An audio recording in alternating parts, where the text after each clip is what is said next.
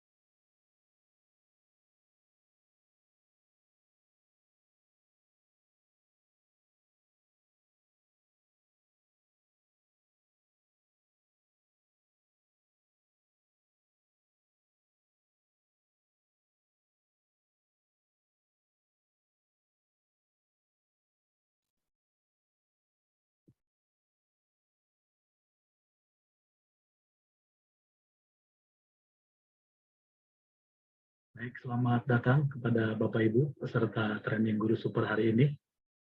Ibu Tatu sudah nampak, Ibu Rani Susanti juga sudah kelihatan, Bapak Triyono, tinggal Ibu moderator nih yang belum nampak nih.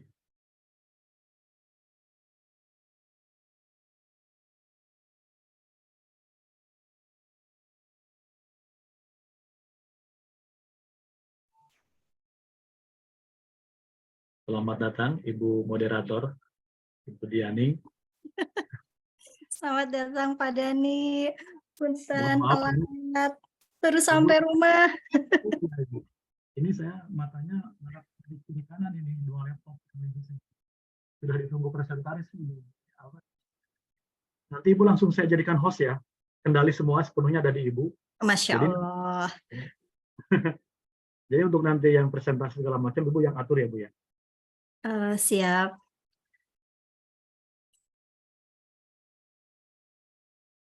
Mohon maaf, itu di SPD Bapak Rudi Erlangga bukan ya? Kan. Pujangga Kelana. Rudi Pujangga Kelana, selalu berkelana. Dunia akhirat ya. Ada salam kenal Bapak. Sama-sama. Pertama ketemu di ruang maya ya Pak ya. Mohon bimbingannya. Ya, ya, saya juga mohon bimbingannya. Ibu Dian sudah saya jadikan host ya. Jadi saya tidak bisa apa-apa ini. Pokoknya nanti kalau tiba-tiba saya menghilang, berarti saya sedang ada di ruang CGP ya. Siap. Oke, Tambani. Selamat tugas.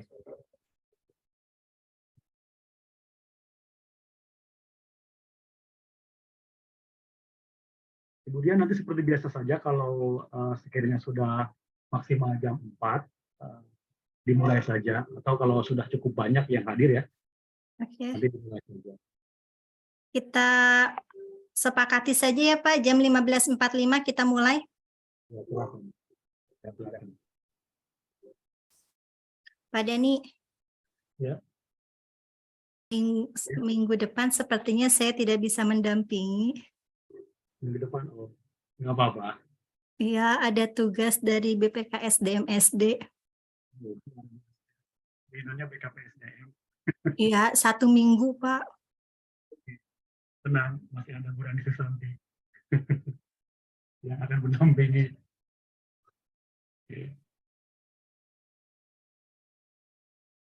Ibu nanti kalau akan memulai langsung saja Bu ya. Siap. Nggak usah manggil saya nanti. Saya jadi ntar kaget tadi dipanggil.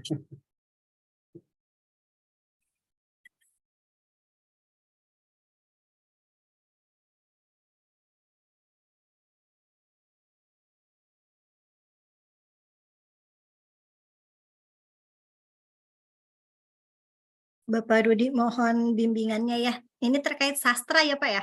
Iya, betul. Mudah-mudahan dapat ilmu dari Bapak. Ditransfer ke saya semua Pak.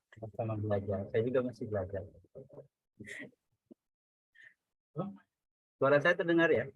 Terdengar Bapak. Sambil menunggu kita mulai, Bapak Ibu yang boleh dibuka apa namanya kameranya. Kita saling bertatapan, walaupun nggak ketemu di dunia maya ya, di dunia nyata. Ibu Tatu Hayatunisa dari mana Ibu?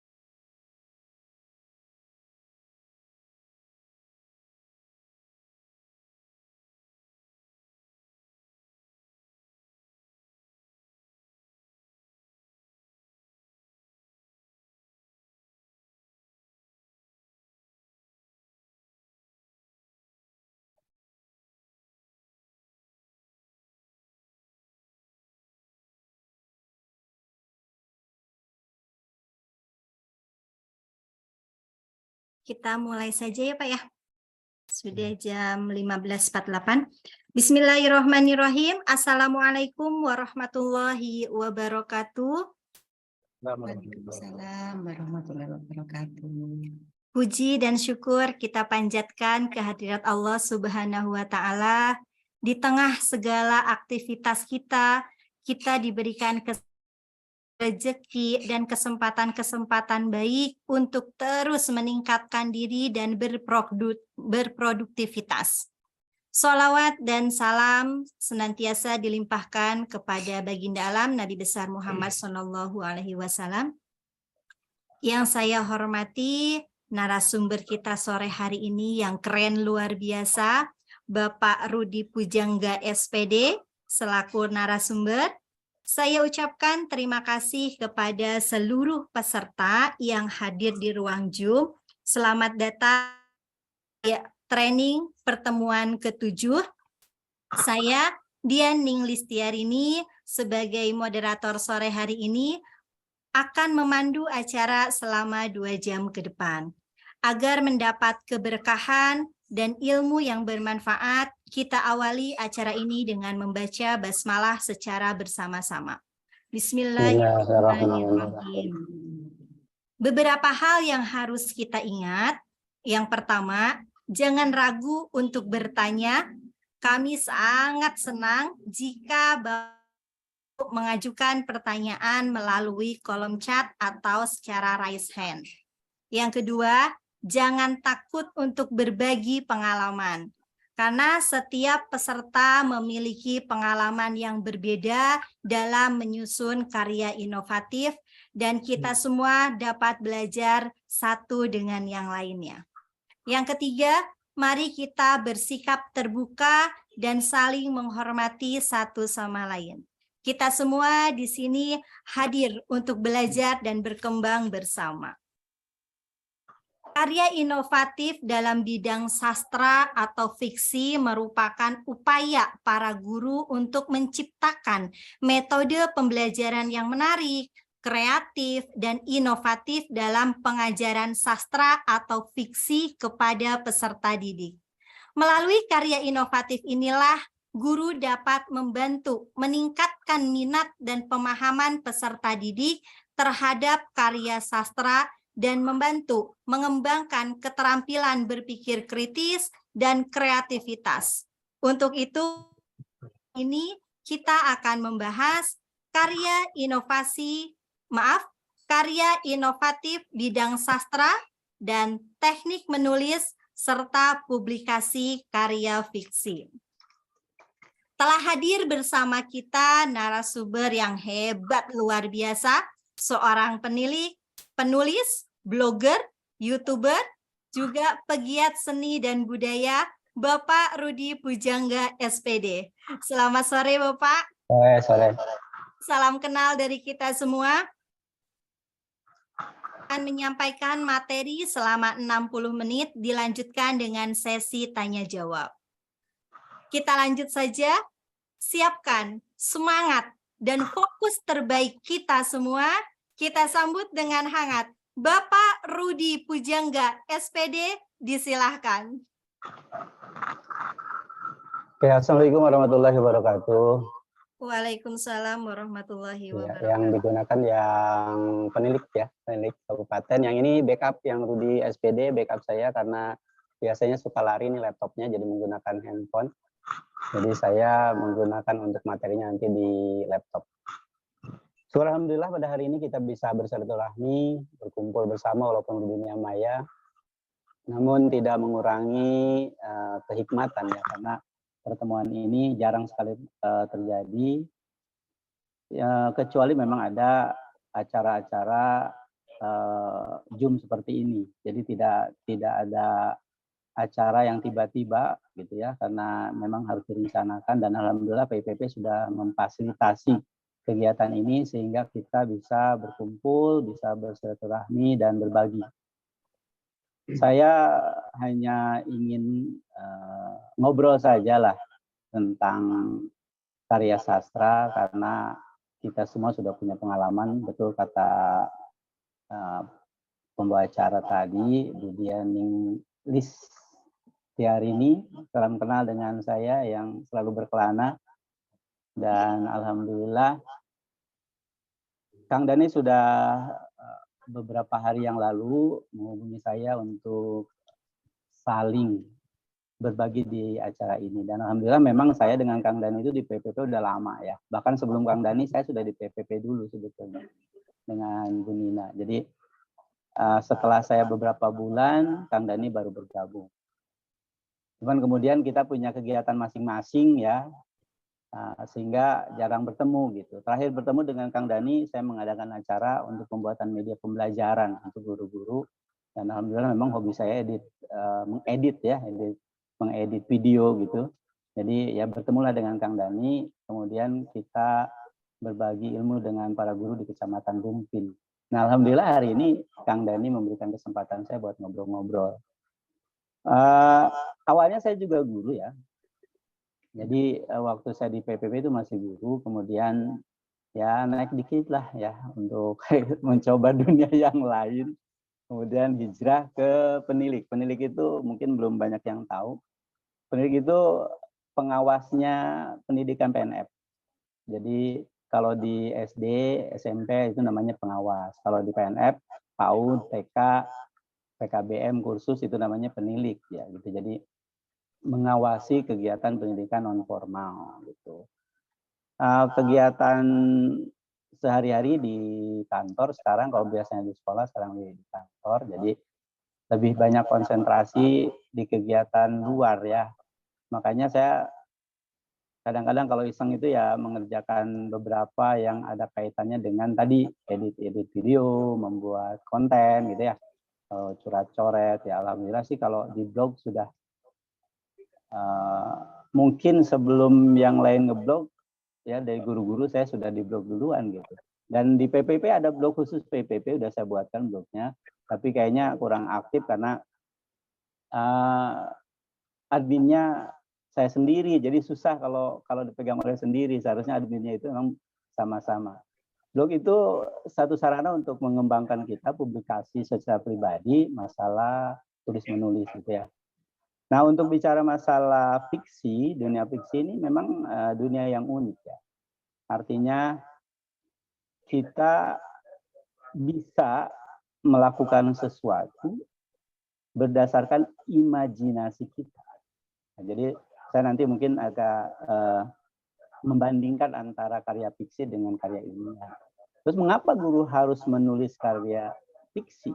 Ya, ada dua hal yang menguntungkan bagi para guru, terutama yang ASN, bahwa karya fiksi itu memiliki nilai untuk angka kredit. Saya pernah naik pangkat ke 3C itu tidak menggunakan PTK, tapi menggunakan buku. Dan banyak teman-teman juga saya arahkan membuat buku, karena kalau PTK itu ya alhamdulillah ya repotnya, harus ada foto seminar, foto kegiatan, dan karyanya itu memang sangat-sangat jelimet karena butuh pembuktian. Karena itu ilmiah namanya, hasil observasi. Tapi kalau fiksi itu sangat ringan. Kalau kita buat puisi saja, satu buku kemudian kita terbitkan, kemudian nanti ada surat keterangan dari penerbitnya, itu dengan sangat mudah memiliki nilai angka kredit yang sama dengan sebuah PTK. Jadi itu keuntungan pertama. Keuntungan kedua bahwa menulis itu sebetulnya saat ini sangat erat dengan tugas guru, karena ada dua tugas guru sekarang kan, literasi dengan numerik ya. Nah literasi itu ya baca tulis gitu, maksudnya kemampuan kita untuk mengolah tulisan dan menanamkan bagaimana menulis pada siswa dan juga membaca pada siswa gitu. Mungkin nanti kita ngobrol-ngobrol saja. Saya mungkin hanya membahas tentang, sebetulnya kalau teori menulis itu ya gampang ya, kita cari di Mbah Google saja. Itu di Mbah Google kita tinggal cari banyak lah teori-teori yang kita bisa pelajari, apa itu unsur-unsurnya, apa itu teknik-tekniknya. Saya hanya membagi beberapa motivasi saja. Banyak teman-teman kalau menulis itu di langkah pertama sudah stop. Jadi sudah stop ketika mengawali gitu. Jangan pun melanjutkan ke langkah berikutnya. Baru mulai saja sudah stop karena tidak menjalankan 4 hal. Nah, ini intinya ya. Seorang penulis fiksi itu mempunyai 4 tugas pokok. Pertama, tugas sebagai penulisnya. Kedua, tugas sebagai editing. Ya, jadi penulis, editing. Ketiga, sebagai korektor, jadi yang mengoreksi. Yang keempat, sebagai publikasi, orang yang mempublikasikan. Nah, 4 ini tidak boleh dicampur dalam satu kegiatan. Dan harus memisahkan tugas yang lain ketika kita berfungsi dalam satu tugas. Jadi kalau kita mau menulis, hilangkan tugas editingnya. Hilangkan tugas kritiknya, ya, bagian mengkritiknya, hilangkan publikasinya. Jadi kalau kita menulis, menulis saja dulu. Jadi teknis menulis yang paling utama adalah 1, kemauan buat menulis. Kedua, hilangkan keinginan untuk mengedit ketika kita nulis. Jadi menulis saja sesuai keinginan kita, hati kita, otak kita, ya, mood kita, tuangkan saja semua. Jadi jangan melihat ini teorinya seperti apa, susunan kata-katanya seperti apa. Tulis saja dulu. Setelah ditulis, kalau sudah ditulis, kemudian misalnya kita anggap cukup, biarkan dulu ya. Dibiarkan dulu, jangan dulu dikoreksi. Karena kalau dikoreksi pasti berubah semua. Jadi tugas penulis itu yang paling utama adalah 1, dia menuliskan apa yang ada di kepalanya dan di hatinya. Itu yang harus dituangkan dulu. Mau puisi, mau cerpen, atau novel, itu sama. Jadi tidak menulis kemudian diedit. Jangan dulu. Biar saja sampai kita menemukan bahwa semua yang ada di hati dan kepala kita sudah tertuangkan dalam sebuah tulisan. Biasanya kalau saya sudah menulis seperti itu, disimpan beberapa hari, 2 atau 3 hari. Nah, setelah fungsi menulis kita sudah selesai, seorang penulis sudah selesai, kemudian setelah 3 hari atau beberapa hari kita ada mood baru, kita buka hasil tulisan kita, fungsikan diri kita sebagai editing. Artinya mulai memilih beberapa kata. Kebanyakan begini, kalau kita menulis itu kan banyak kata-kata yang sama. Misalnya dan, yang, kemudian gitu ya. Nah, kita edit dulu yang itu. Ada berapa dan yang ada di situ. Jangan dulu ke isi. Nanti isi itu bagian kritik ya, bagian tugas kita sebagai kritik. Kita edit dulu kata-kata, kata per kata yang janggal. Ya, kemudian mulai memasukkan kata-kata penggantinya. Ya, jadi misalnya yang, kita kata ganti apa yang sama dengan yang nyambung dengan kalimatnya. Terus seperti itu, jangan dilihat dulu isinya. Itu saja dulu. Terus sampai menemukan kalimatnya sudah cocok. Kalimat sudah cocok, kata-katanya sudah mulai rapi. Kemudian kalau misalnya mau kita simpan dulu beberapa hari agar yang tadi editing kita ini sudah mengendap. Kita sudah selesai itu ngeditnya. Baru masuk kritik. Kita sebagai kritik, orang yang mengkritik karya kita sendiri, fungsikan kita mulai mengkaji kalimat per kalimat, paragraf per paragraf. Mulai itu berpikir tentang alur, berpikir tentang tokoh, berpikir tentang hal-hal yang mendukung kekuatan cerita. Nah, kalau kita sudah mengarahkan ke sana, ini tulisan kita akan berubah sedikit demi sedikit. Tidak total. Karena kenapa? Karena fungsi kita yang awal sudah selesai. kalau kita sudah ada 2 fungsi dijalankan sampai dengan edit, kemudian nanti bagian mengkritik karya kita sendiri, maka kandungan isi dari cerita itu baik puisi maupun cerpen itu akan terbentuk menjadi suatu karya yang minimal 70% sempurna. Karena nggak mungkin 100% ya. Nah, mulai dimasukkan unsur-unsurnya. Setelah itu baru kita berpikir untuk publikasi. Kemana kita publikasikan? Setelah dianggap ini jadi ya, kira-kira ini buat dipublikasikan di mana. Banyak sekarang yang buat publikasi, baik itu online maupun diterbitkan menjadi sebuah ya. Saya coba tadi hanya alur sebagai proses ya. Motivasi paling awal penulis itu sebetulnya ada di diri kita, di hati kita. Karena kenapa? Menulis itu jangan menunggu mendapatkan ide. Ya, jadi jangan menunggu, justru kita harus mengejar ide kita. Ya. Jangan juga membuka laptop kemudian berpikir untuk menulis, nggak bakal jadi. Karena kenapa? Akan terfokus di situ gitu, bahwa kita harus menulis nih, harus bikin sesuatu. Tidak. Kalau saya biasanya menulis itu Bu, tipayun Bapak Bajem, Hayu Koman, hatur nuhun ya.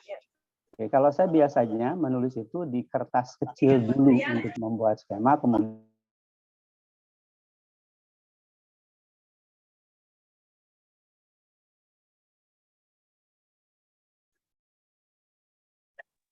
halo, oke. Ya, jadi itu alurnya. Kemudian apa sih bedanya karya ilmiah dengan karya fiksi? Nah, sekarang baru kita coba, saya buka PowerPoint-nya ya.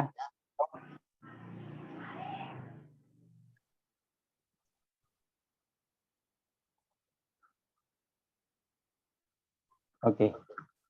Ini yang awal, nanti untuk angka kredit dan sebagainya kita hitung di sini. Nah, ini ya. Terbaca? Ada ya? Terbaca, Bapak. Oke. Nah, ini apa bedanya fiksi dengan karya ilmiah? Kalau karya ilmiah itu tujuannya sebagai wahana melatih mengungkapkan pemikiran atau hasil penelitiannya dalam bentuk tulisan atau tulisan ilmiah yang sistematis dan metodologis. Jadi kalau dia berdasarkan metode, jadi ada metodologis penulisannya. Jadi di karya ilmiah itu tekannya di situ. Terus kedua, menumbuhkan etos ilmiah sehingga tidak hanya menjadi konsumen ilmu pengetahuan, tetapi juga mampu menjadi penghasil atau produsen, ya, atau produsen pemikiran dan karya tulis dalam bidang ilmu pengetahuan, terutama setelah penyelesaian studinya. Jadi karya ilmiah itu biasanya ada melalui penelitian. Karya ilmiah yang telah ditulis itu diharapkan menjadi wahana transformasi pengetahuan bagi masyarakat atau orang-orang yang berminat membacanya. Ya, itu karya ilmiah. Membuktikan potensi dan wawasan ilmiah yang dimiliki dalam menghadapi dan menyelesaikan masalah dalam bentuk karya ilmiah setelah yang bersangkutan memperoleh pengetahuan dan pendidikan dari jurusannya. Kebanyakan itu kan karya ilmiah itu penelitian untuk mengambil gelar misalnya gitu ya. Terus melatih keterampilan dasar untuk melakukan penelitian. Ini karya ilmiah. Kemudian sumber datanya itu satu sumber pengalaman penulis. Jadi pengalamannya itu melalui penelitian. Hasil wawancara dengan seseorang dan beberapa tokoh. Jadi data-datanya diambil dari wawancara. Nah, ini kalau karya ilmiah ya. Terus hasil investigasi, hasil penelitian, kunjungan pribadi ke lokasi tertentu, observasi ya. Terus korespondensi dengan pihak tertentu, sumber tertulis, media cetak, buku, clipping, dan sebagainya.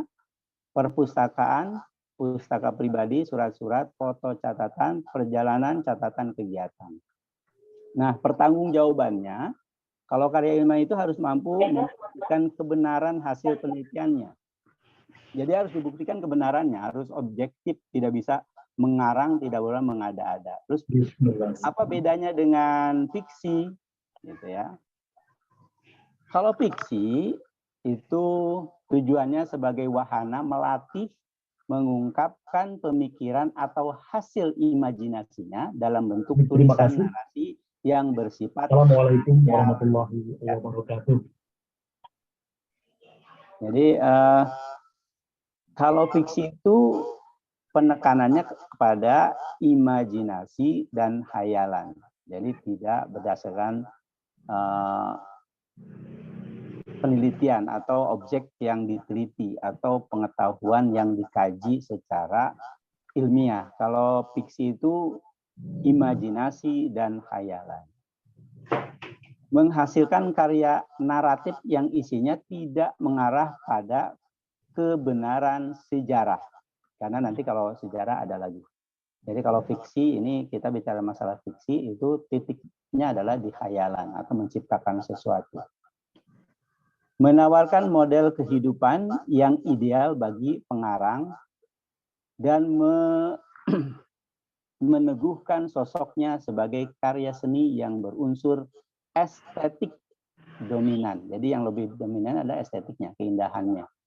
Kalau karya ilmiah itu dari tata bahasanya itu formal. Kalau fiksi itu silahkan tergantung karakter penulisnya. Ya, jadi tidak ada patokan untuk berbahasa harus yang baik dan benar, rada jujur, begitu tidak ada. Jadi bahasanya adalah merupakan gambaran dari karakternya. Maka modern sekarang ini kan bahasanya udah aneh-aneh ya. Jadi banyak hal yang baru yang dibuat dalam karya sastra. Membuktikan potensi dan daya imajiner yang dimiliki dalam menceritakan berbagai masalah kehidupan manusia dalam interaksinya dengan diri sendiri serta interaksi dengan Tuhan, ya, dengan orang lain tentunya, dengan lingkungan, dengan sosial dan sebagainya. Melatih keterampilan dasar untuk mengungkapkan suatu hal berdasarkan pengalaman dan pengamatannya terhadap kehidupan. Jadi lebih kepada hubungan dengan manusia dan Tuhan, ya. Sumbernya satu, imajinasi penulis. Jadi ini perbedaannya. Kalau tadi sumbernya wawancara, dari riset, observasi, kalau karya fiksi itu adalah imajinasi.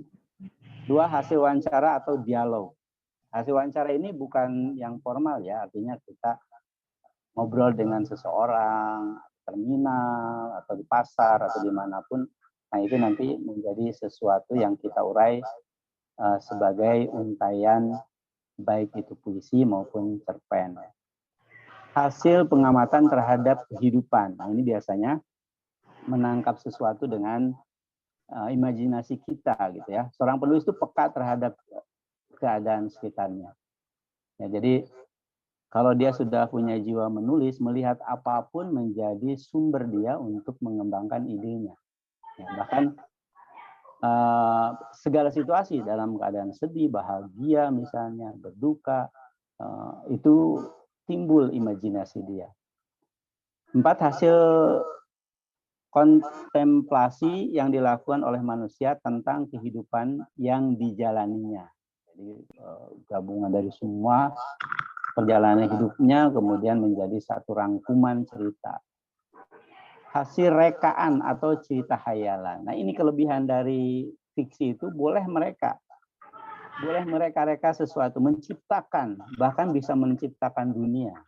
Yang mustahil pun bisa jadi nyata oleh seorang penulis fiksi. Bisa membuat dunianya sendiri, bisa berimajinasi, menghidupkan sesuatu yang mati, bisa membuat lingkungan yang tidak ada secara real tapi bisa dibentuk. Semakin menghayal tinggi, semakin mengada-ada, maka semakin hebat karyanya. Karena kadang-kadang karya yang bagus, yang realnya tidak ada, kemudian bisa dihidupkan menjadi visual dalam film misalnya. Banyak ya yang karya-karya sastra kemudian difilmkan seolah-olah ada dalam dunia nyata, padahal itu hanya khayalan. Nah, hebatnya seorang penulis fiksi itu adalah bisa menciptakan dunianya sendiri, dunia khayalannya dari titik nol sampai dengan titik yang tak terhingga. Artinya dia membuat sesuatu dari yang tidak ada menjadi ada, bahkan menjadi nyata. Semakin kuat dia menghayal, semakin kuat dia mereka khayalannya, menata khayalannya, maka jadilah karya yang maksimal buat dia dan bisa laku untuk dinikmati oleh banyak orang banyak ya. Kadang-kadang gini, kita tahu bahwa itu adalah tidak mungkin, tapi setelah dilihat hasil karyanya, kita kadang-kadang mengakui, oh iya ada seperti itu. Padahal itu kan hayalan saja. Di dunia nyatanya tidak ada. Itulah hebatnya penulis fiksi. Jadi jangan hanya berkutat pada apa yang kita lihat sehari-hari, tapi menciptakan sesuatu yang tidak ada, tapi menjadi sesuatu bentuk yang bisa dinikmati oleh orang banyak, seolah-olah itu ada. Itu biasanya orang-orang yang pintar atau cerdas dalam mengembangkan imajinasinya. Nah, dalam karya fiksi ini tidak dituntut untuk mampu membuktikan kebenaran hasil karyanya. Jadi tidak ada tuh yang bisa misalnya, apa benar ya Harry Potter tuh ada seperti itu? Apa benar ya dunia sihir tuh seperti itu gitu? Ya tidak ada yang menuntut itu. Pokoknya mereka menerima saja ketika dia nonton, ketika dia baca, dia menerima saja hasil karya itu. Nah itu bedanya. Ya. Kalau masalah unsur-unsur yang seperti saya bilang tadi, ini bisa dilihat saja lah di Mbak Google, saya hanya selintas saja. Ini unsur-unsurnya ada dua, yaitu unsur intrinsik ya dan unsur ekstrinsik. Jadi ada dua unsur yang di dalam dan unsur yang di luar karya kita. Jadi yang hanya mendukung secara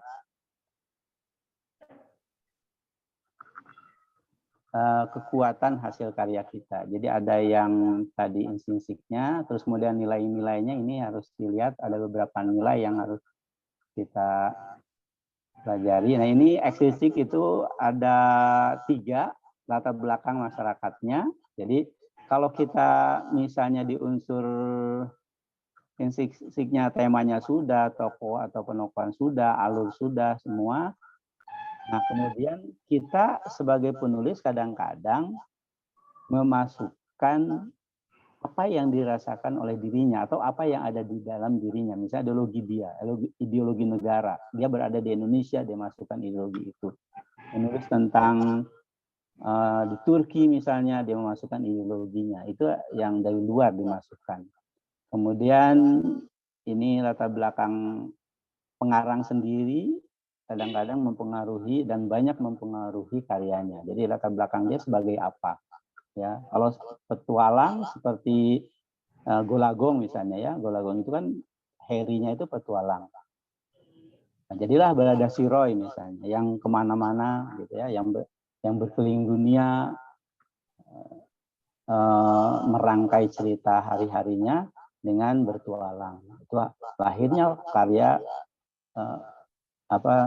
catatan Balada Siroy ya, Balada Siroy itu Golagong. Alhamdulillah sekarang sudah difilmkan ya, dan memang saya dengan kelompoknya Golagong itu sangat dekat karena Toto Esteradiknya itu teman kuliah bareng dengan saya di Untirta, dan kita sempat membuat majalah kampus bareng dengan Mas Toto yang sekarang sudah melanglang buana ya, banyak karyanya beliau itu. Itu unsur-unsurnya.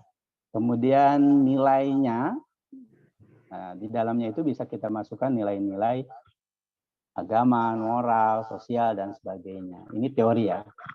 Terus, apakah unsur-unsur ini harus kita pikirkan dari awal? Ini kan yang kadang-kadang ditanyakan. Kalau saya menulis itu tidak pernah memikirkan ini.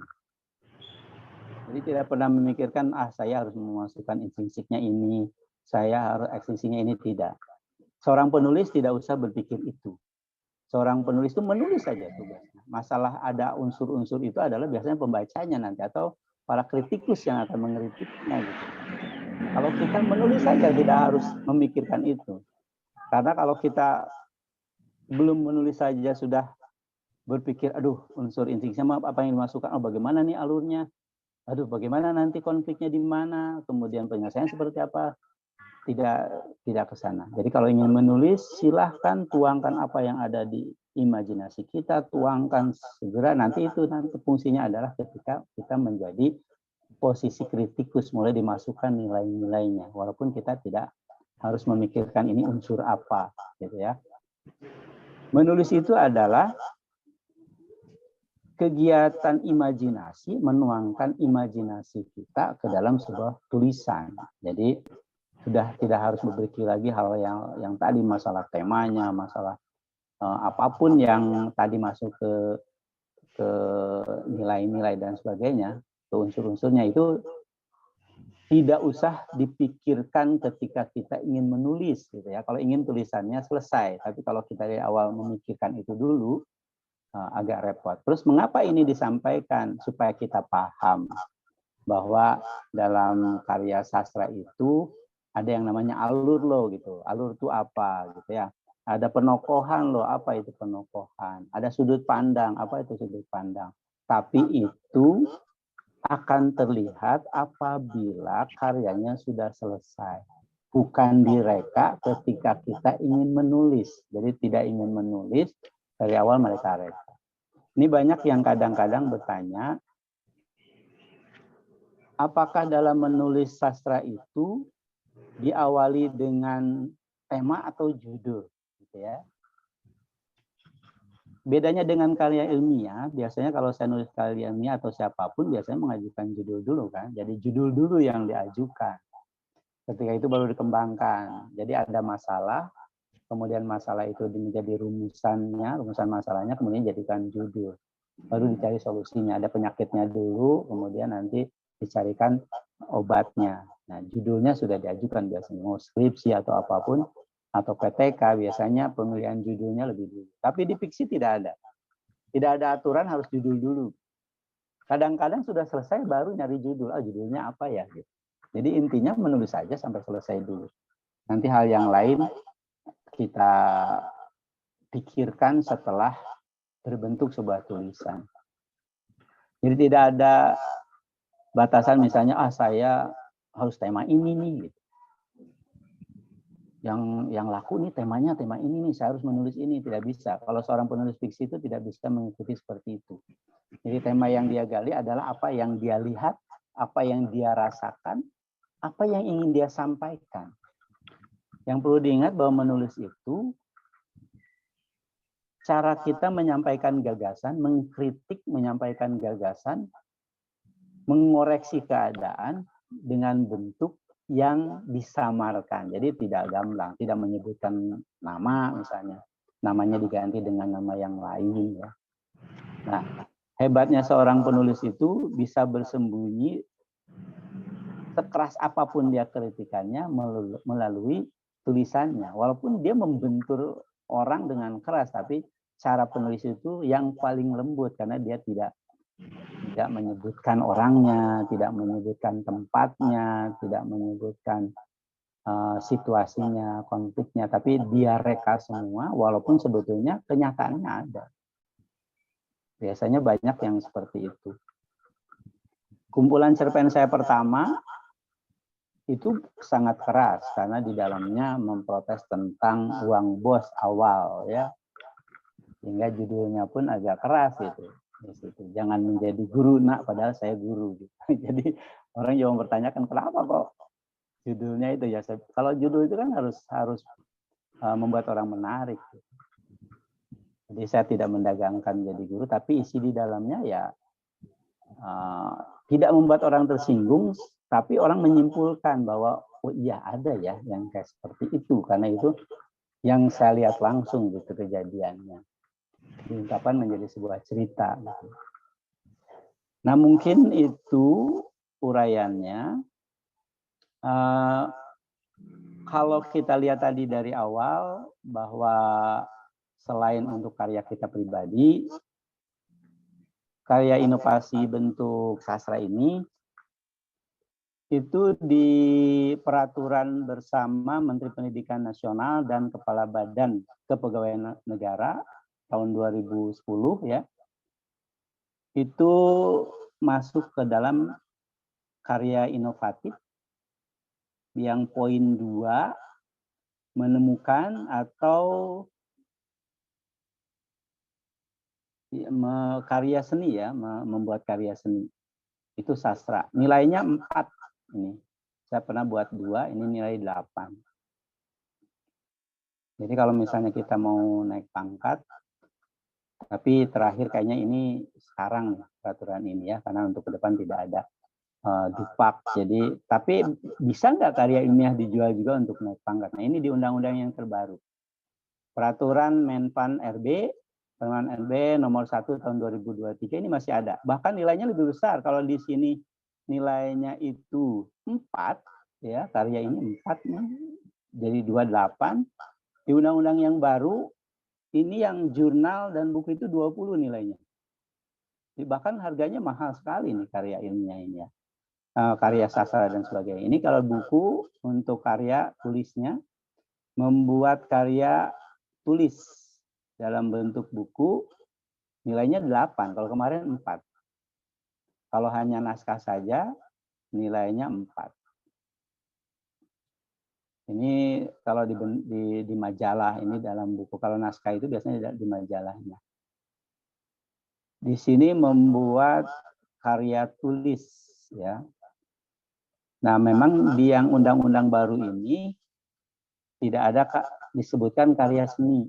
Jadi dia lebih cenderung kepada tulisan yang ilmiah, walaupun sebetulnya indikatornya masih ada sini membuat karya, ya.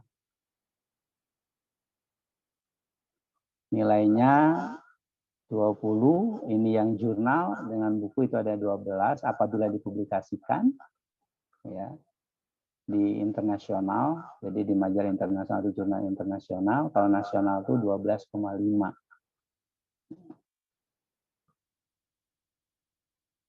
Nah, ini mungkin untuk yang terbaru ini baru disosialisasikan karena belum diberlakukan untuk kenaikan pangkat yang sekarang.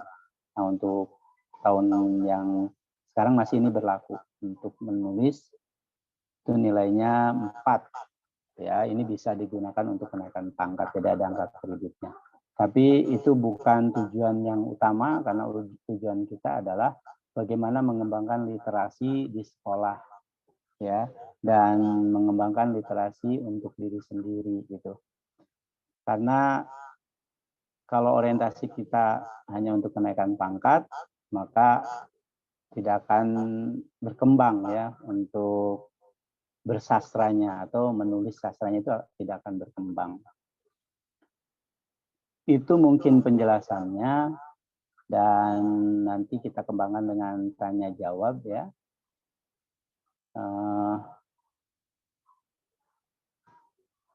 Kalau misalnya nanti ada hal-hal yang harus ditanyakan, nanti tinggal ditanyakan saja supaya kita bisa saling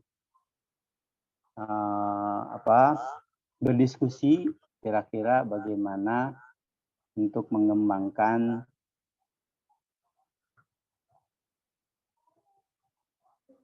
karya sastra kita gitu ya.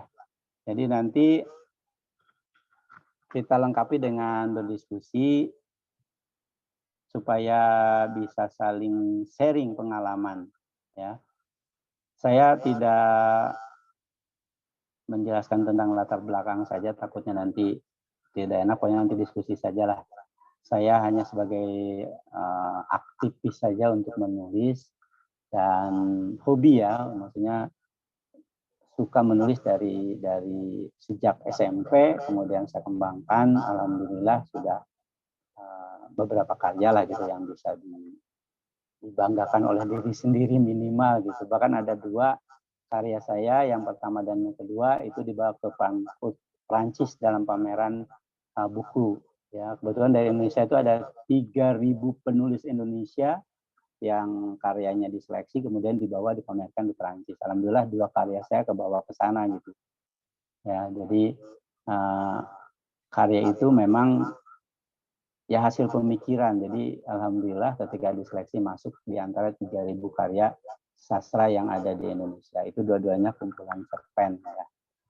Terus kalau misalnya ingin kita berkolaborasi, saya sering sekali teman-teman yang misalnya saya mau membuat buku nih tapi belum pede gitu. Biasanya oke, kita coba bimbing, kemudian boleh tulisan saya masuk ke sana gitu ya. Ada beberapa misalnya pernah juga dari PPP juga yang menerbitkan puisi, tapi karena belum begitu pede gitu, Pak saya belum pede nih puisi, takutnya nanti mau dijual, saya bilang oke, saya masukkan novelet saya gitu, cerita supaya minimal bisa membantu bukan hanya membaca puisi, tapi di dalamnya juga ada karya yang lain. Akhirnya jadilah sebuah buku gitu. Nama nggak mau dijual atau mau seperti apakan, yang penting saya sudah membantu teman-teman yang ingin menerbitkan buku tapi belum ada rasa percaya dirinya untuk didampingi oleh karya saya gitu. Tidak ada hitungan-hitungan gitu. Yang penting ya udah mangga gitu. Dan banyak juga puisi-puisi, antologi dan sebagainya teman-teman. Yang tadi motivasinya punya keinginan namun percaya dirinya belum untuk publikasi gitu. Karena publikasi itu kan membutuhkan modal ya untuk cetak dan sebagainya gitu. Nah, bagaimana untuk mengembalikan modal kalau misalnya karyanya menurut mereka padahal sih sebetulnya bagus-bagus karya mereka, tapi PD-nya belum ada. Tapi setelah ternyata dijual, ya untung bagi mereka gitu. Banyak yang beli, teman-teman dekatnya, bahkan ada beberapa yang orang-orang yang awalnya tidak kenal karena dipromosikan. Apalagi sekarang kan mudah ya, di Google tuh sudah bisa kita jual. Bahkan sekarang kalau misalnya kita sudah menerbitkan, kita buat toko online, ya mau di TikTok, mau di Shopee, itu udah mudah sekali sekarang itu ya untuk menjualnya. Jadi tidak ada yang sulit sekarang. Itu publikasinya. Terakhir mungkin saya ke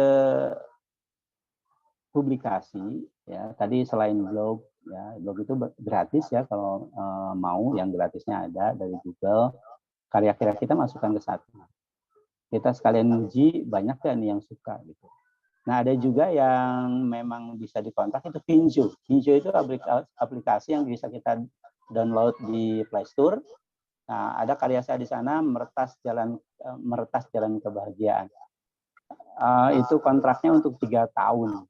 Ya. Kontraknya untuk 3 tahun. Dia kalau sudah diterima di sana, langsung diajukan kontrak gitu. Jadi kalau misalnya udah nih dia seleksi, kita mengajukan dulu bentuknya sinopsis, kemudian tokohnya kita buat. Setelah itu dia akan mengirimkan jawaban lewat email, silahkan lanjutkan dengan cerita. Nah, kita kontrak maunya berapa bagian, berapa episode kalau dalam ini ya. Berapa lama yang bisa kita selesaikan. Nah, baru nanti sesuai dengan target itu baru kita mendapatkan hasilnya gitu. Dan hebatnya di Vinjo itu setelah naskah kita diakui, dia ada audionya. Jadi yang malas baca itu tinggal dipijit saja sudah dengar tuh cerita kita berbentuk audio gitu, hebatnya. Makanya saya salut dengan Vinjo itu.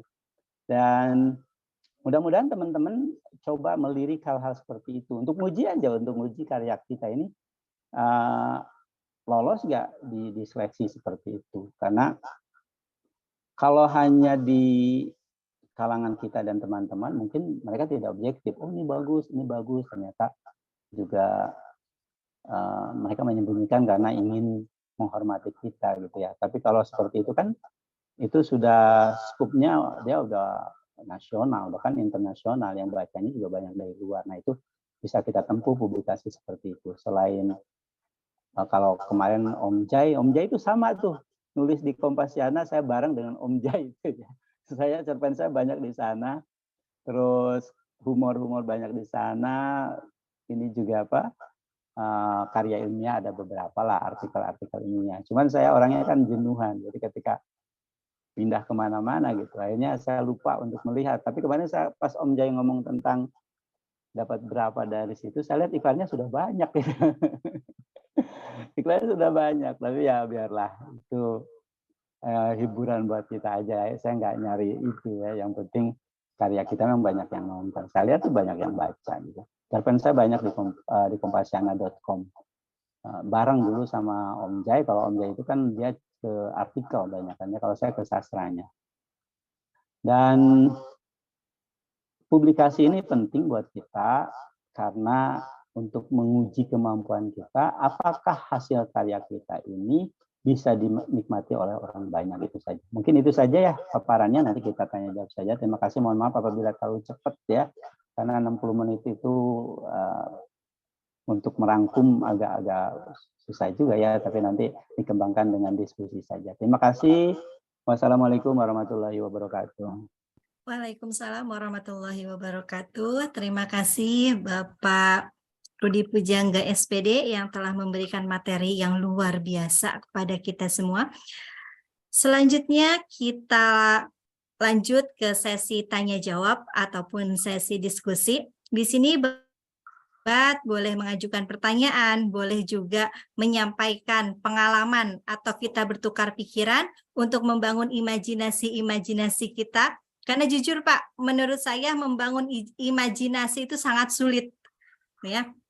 Dengan perkembangan teknologi kita memang dimudahkan dalam editing maupun publikasi, tetapi tetap saja ide, kreativitas maupun inovasi-inovasi itu tetap datang dari dalam diri kita. Baik Bapak Ibu, silakan untuk yang bertanya boleh raise hand, boleh menuliskan di kolom chat.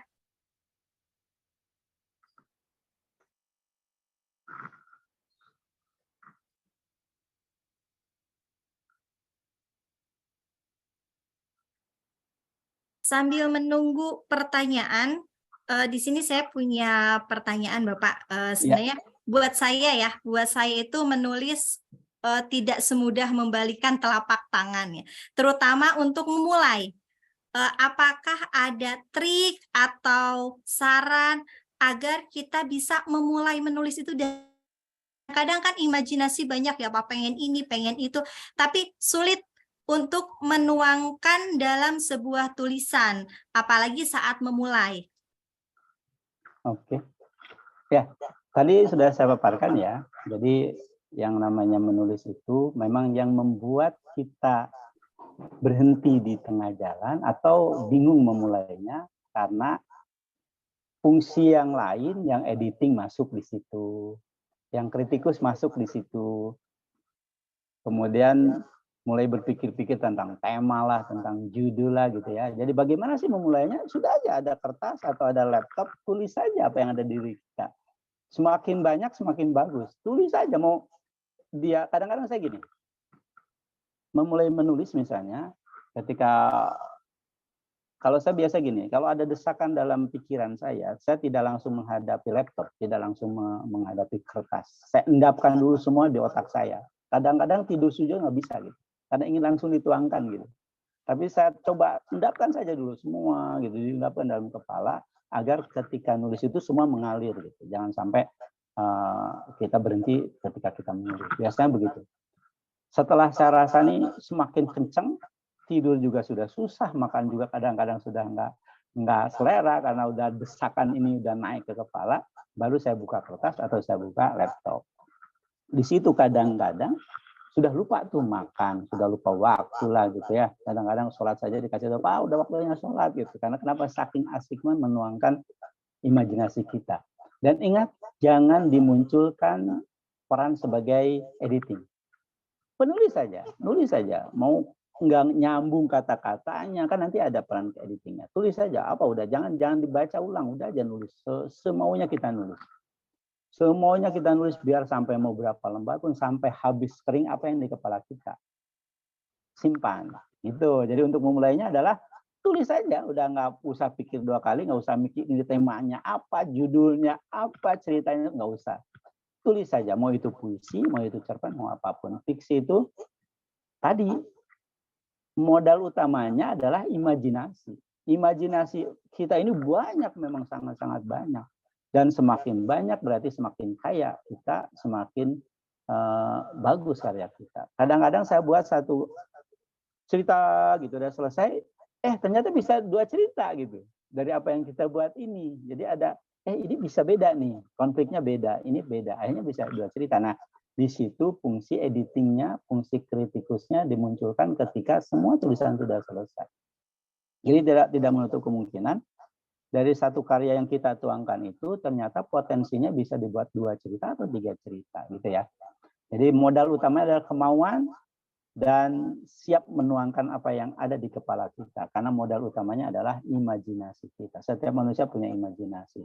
Yang kedua, biasakan memegang buku kecil dan pulpen kemanapun kita berada, gitu ya. Kenapa? Ada hal-hal yang kadang-kadang lewat menarik menurut kita karena keasikan dengan yang lainnya lupa tentang itu. Saya pernah suatu ketika, ya itu masih SMA ya, masih sedang hobi-hobinya nulis gitu ya. Berada di sebuah stasiun di Rangkas Bitung dalam keadaan banyak orang, tapi saya tidak kenal satu orang pun di situ. Jadi saya hanya, ini orang banyak tapi nggak ada yang mengenal saya juga tidak mengenal dia gitu. Sementara saya juga ingin punya arti bagi mereka dan mereka arti buat saya. Makanya saya tulis di situ, saya ilalang di tepi pantai. Saya tulis itu aja gitu. Oh, saya kayak sebuah tanaman yang ada tapi tidak ada peranannya. Ilalang itu ada di pantai, tapi apa dia berperan terhadap ombak? Tidak. Dia berperan terhadap laut? Tidak.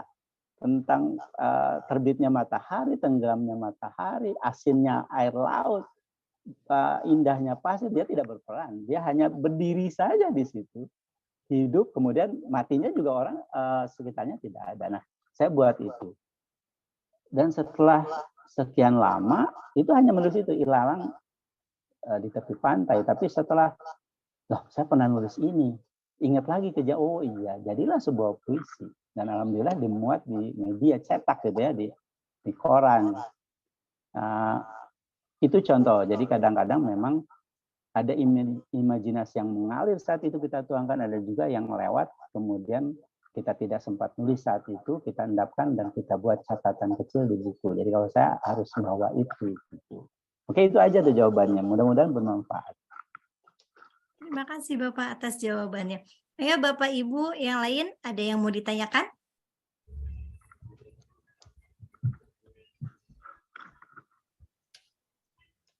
Assalamualaikum.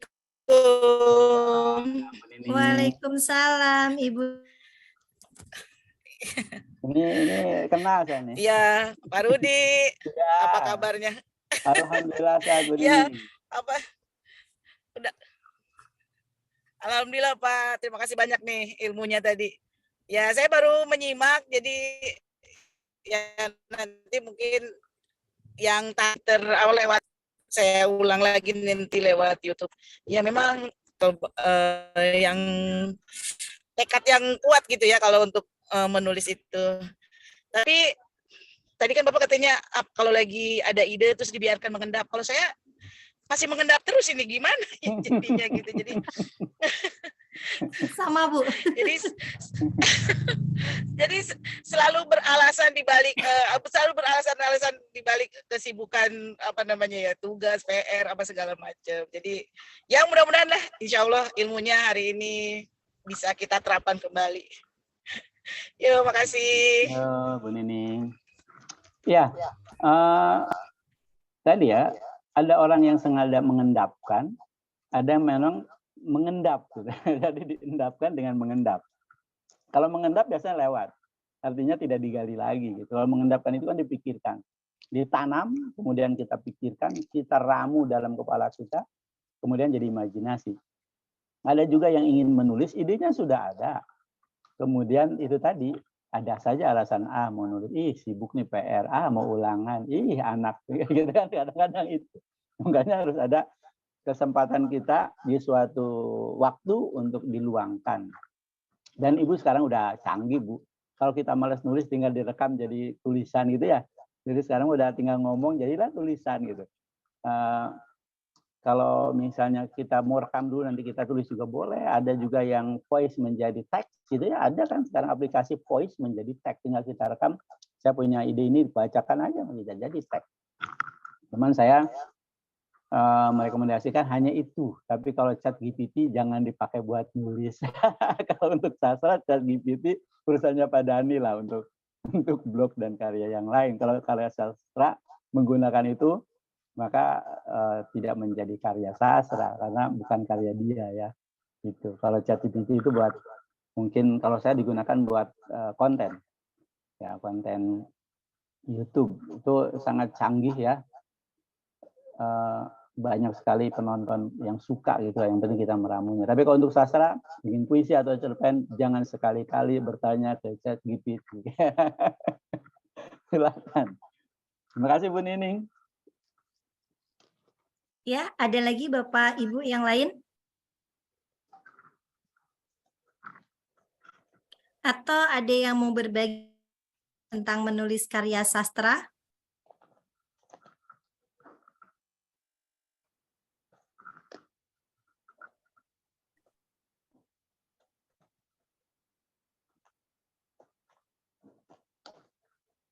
Oke, sambil menunggu. Tadi Bapak bilang kalau ada yang ingin menulis akan bersedia untuk membimbing gitu ya. Jujur, saya ingin belajar menulis, apalagi kayak seperti membuat puisi, cerpen, itu menurut saya hal yang sulit gitu Pak. Apabila misalkan Bapak pelatihan atau apa, boleh Pak dikontak. Boleh. Terima kasih. Ya, banyak teman-teman yang sebetulnya bukan membimbing lah, kita diskusi ya. Diskusi bahkan kita menghasilkan karya bersama gitu. Saya biasanya berdiskusi dengan teman itu, kita bersaut-sautan gitu. Saya menyampaikan satu kalimat, yang lain menyambungkan, terus akhirnya jadilah sebuah puisi. Mempermudah untuk membuat, ternyata membuat puisi itu tidak sulit. Jadi saya kasih kunci, yang lain melanjutkan, akhirnya mereka, oh iya gampang ya buat puisi itu gitu. Kemudian bertanya, bisa nggak dicerpen begitu? Bisa. Saya kasih saja satu kalimat awal. Lanjutkan sama yang lain, silakan berimajinasi dengan kalimat awal itu. Jadi kunci menulis itu adalah kalimat awal. Kalimat awal kita itu apa? Kemudian disambung-sambungkan saja gitu. Jadi kalau misalnya mau menulis itu, tulis saja kalimat awalnya, kemudian silakan disambung dengan kalimat berikutnya. Jangan sampai menulis kalimat awal dihapus lagi, itu yang paling susah. Baru kita ngetik, nggak enak nih. Salah nih. Nggak nyambung. Nah udah, itu yang tadi peran sebagai kritikusnya masuk. Gitu. Hilangkan itu. Menulis saja, peran kita sebagai penulis itu. Nah, mudah-mudahan nanti kalau misalnya memang ada teman-teman yang mau, nah kita mau kumpul-kumpul atau gimana, siaplah, ayo kita berdiskusi tentang menulis. Kalau enaknya menulis itu sebetulnya praktik ya. Enaknya praktik. Kalau saya sih lebih cenderung daripada menjelaskan, kadang-kadang teori itu nggak nyambung ya. Maksudnya saya kadang-kadang menulis itu tidak melihat teori. Teman-teman juga penulis-penulis itu emang sebetulnya dia tidak melihat teori, yang tahu teori itu adalah para kritikus aja gitu. Ini karyanya, alirannya ini, temanya. Padahal kalau kita mah nggak pernah mikirin itu gitu. Nulis aja. Gitu. Nah, teman-teman itu kadang-kadang terjebak dengan teorinya, akhirnya sulit untuk menuangkan karyanya. Sekarang mah dibalik, tulis dulu karyanya, baru silahkan orang mau lihat apa teorinya gitu. Gitu. Tapi kadang-kadang Pak, kalau kita sudah menulis, setelah dibaca ulang, kok nggak nyambung ya? Kok larinya ke sini ya? Itu biasanya itu, udah akhirnya membuat saya lanjutkan gitu. Oke, berarti tadi tugas yang kedua. Yang saya bilang tadi ya, ketika kita selesai menulis, peran kita sebagai penulis selesai. Setelah habis ya, imajinasi kita sudah habis. Kita simpan, diendapkan tulisan kita, dibuka kemudiannya, peran kita saat itu adalah editing. Sudah tidak menulis lagi, tapi mengedit tulisan itu, menambahkan, mengganti kata, dan seterusnya. Jangan dilihat isi dulu. Jadi tadi yang bisa, ini nggak nyambung, karena kenapa? Peran kritikusnya udah masuk nih. Jadi orang yang ngeritik udah masuk nih. Nggak mungkin langsung tulisan dikritik, hancur udah. Jadi hilangkan dulu tuh yang peran ketiganya. Peran editing itu yang mulai kita fungsikan. Apa fungsinya? Mengedit kata-kata, tipe misalnya ya, terus pengulangan kata, kalimat yang cerai-berai gitu, maksudnya tidak nyambung, bagaimana cara menyambungkannya, itu aja. Isi jangan dulu, tema dan tokoh biar aja dulu. Biar aja kita coba, misalnya puisi, kok ini nggak nyambung. Ingat ke puisi itu kata per kata nggak harus nyambung kalau puisi. Puisi itu yang penting maknanya dapat. Dan ingat puisi itu yang paham makna adalah kita. Yang baca bodo amat mau maknai apa gitu. Itu puisi ya. Hebatnya puisi itu ego. Penulis itu egois gitu, kalau untuk puisi. Karena saya lebih cenderung menulis puisi itu biar orang lain tuh nggak paham atau menafsirkan yang lain gitu. Biar saya menafsirkan milik saya gitu. Jadi ketika mereka menafsirkan A, I, U, E, O, semakin banyak penafsiran bagi saya itu adalah keberhasilan yang paling hebat. Gitu. Tapi kalau orang udah menafsirkan satu sesuai dengan otak saya tidak berhasil. Karena kenapa? Berarti tulisan saya bukan bentuk puisi, gitu ya, tapi bentukan tulisan biasa. Ya. Semakin kita nulisnya menyembunyikan isinya, maknanya kita simpan, tapi bahasanya indah, dan banyak orang menafsirkan berbeda-beda, itulah keberhasilan seorang puisi. Gitu. Beda dengan cerpen, karena cerpen itu kan bentuknya prosa ya. Tapi banyak cerpen yang kalau kita lihat misalnya di Horizon, di Kompas, baca itu nggak paham. Artinya banyak juga cerpen yang memang penulisnya membungkus cerita itu dalam bahasanya dia, bahasa seratnya dia. Gitu. Jadi masing-masing punya teknik sendiri, tapi tidak ada yang salah dalam cerpen dan puisi itu. Tidak ada, oh ini puisi salah nih, tidak ada. Mau bahasanya apapun, mau buat 5 paragraf, mangga, ada yang buat 2 baris, ada yang 4 paragraf, ada yang 4 baris juga ada. Puisi itu bebas-bebasnya, tidak ada yang mengatur. Kalau dulu memang puisi lama itu diatur ya, ada yang 4 bait, ada yang 4 baris gitu ya. Kalau sekarang nggak ada. Di era modern ini puisi sebebas-bebasnya penulis gitu ya. Jadi kalau misalnya kita ingin menulis tadi ya, yang makanya saya dari awal itu peran kita itu 4 peran, tapi satu-satu, jangan digabung menjadi 2, jangan digabung menjadi 3, karena nggak bakalan jadi. Jadi setelah nulis bebas sebagai editing. Editing itu jangan lihat isi karena kita bukan kritik, hanya tadi yang tidak nyambung yang mana, pengulangan kata yang, dan ya, atau induk kalimat anak kalimatnya, atau terlalu sayapnya terlalu jauh, itu kata-katanya aja. Terus selesai, endapkan lagi, kata-kata kita anggap beres, baru kritik. Kritik itu baru memasukkan alur. Alurnya kok begini ya, oh kita ganti sedikit nih. Oh tokohnya kok dia nih pelin-pelan. Kita awal nih orang tegas, kok di tengah-tengah tiba-tiba ini gitu ya. Itu kritik namanya. Baru oh iya kita rapikan, ini orangnya tegas.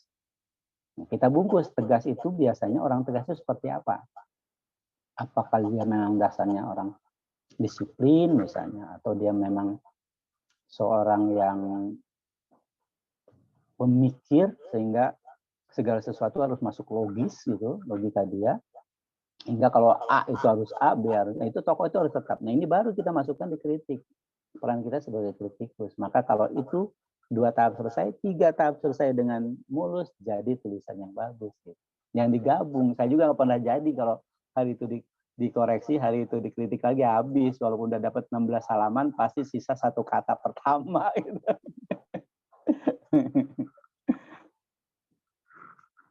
Baik, luar biasa ya Pak ya. Bapak Ibu, mangga disilahkan untuk yang mau mengajukan pertanyaan.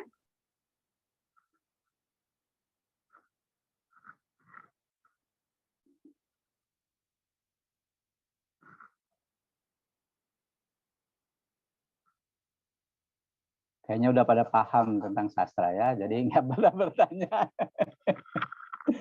Iya, memang sulit ya untuk membangkitkan. Makanya jarang sastrawan itu.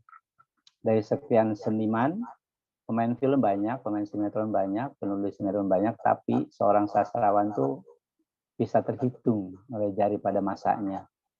Nah, jadi jarang ya, karena kenapa? Karena butuh luang waktu yang memang yang menyita semuanya. Kalau seorang penulis kalau udah menulis lupa segalanya. Makanya zaman dulu itu, zamannya Khairil Anwar dan yang lainnya tuh dilihat bahwa penulis itu pada nggak mau mandi gitu ya, puput gitu ya, dekil ya. Jadi makanya nggak ada tuh yang orang tua suka dengan anaknya seorang penulis, nggak ada. Kalau sekarang rapi-rapi lah, keren-keren kalau sekarang. zamannya Hilman udah bagus, Tiara Jatira, ya catatan si Boy udah bagus, Lupus penulisnya ya udah mulai keren-keren lah. Terus cara menulis juga udah bergeser dengan zamannya. Kalau dulu kan memang Mirawe misalnya ya, Montigo Busi itu tulisannya memang tulisan yang bahasanya juga bahasa sastra gitu, bahasa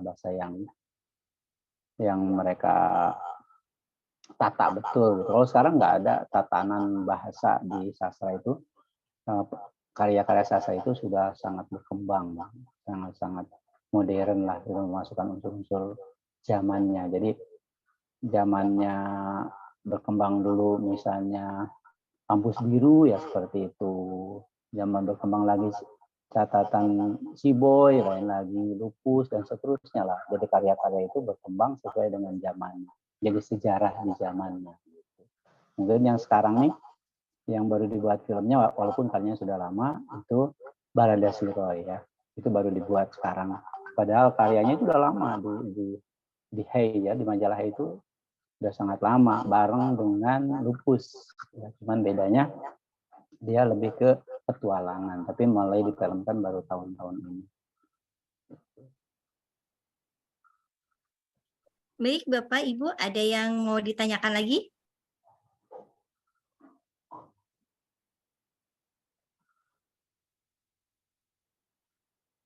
Halo, Bapak, Ibu.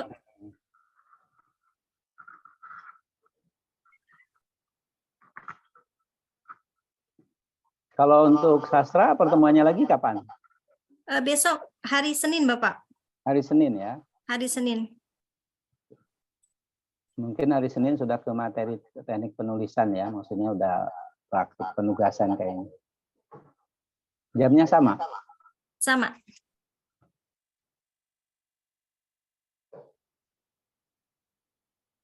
Baik, jika tidak ada, saya akhiri saja. Sudah tidak ada yang bertanya lagi, Bapak, Ibu? Atau yang mau berbagi pengalaman dalam menulis sastra?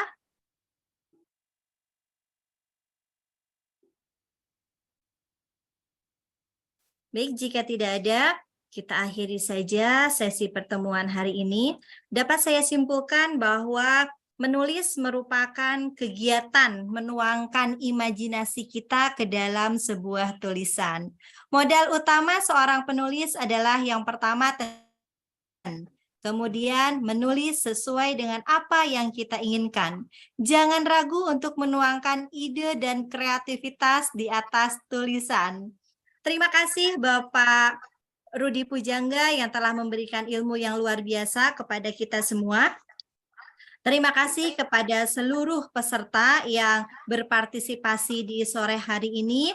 Semoga acara ini memberikan wawasan dan inspirasi yang berharga dalam mengembangkan karya inovatif dalam bidang sastra atau fiksi. Saya, Dianing Listiarini, pamit undur diri. Mohon maaf atas salah-salah kata. Terima kasih sekali lagi Bapak Rudi atas ilmunya. Terima kasih Bapak Ibu hebat yang ada di ruang Zoom. Sampai ketemu di sesi berikutnya. Wassalamualaikum warahmatullahi wabarakatuh. Waalaikumsalam warahmatullahi wabarakatuh. Waalaikumsalam warahmatullahi wabarakatuh. Terima kasih Pak Rudi. Iya, sama-sama, Bu.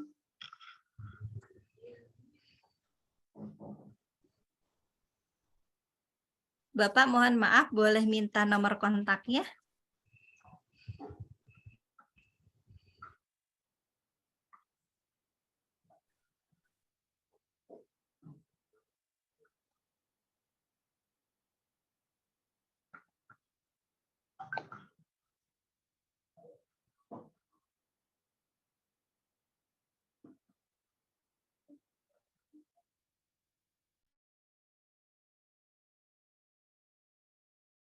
Uh, 085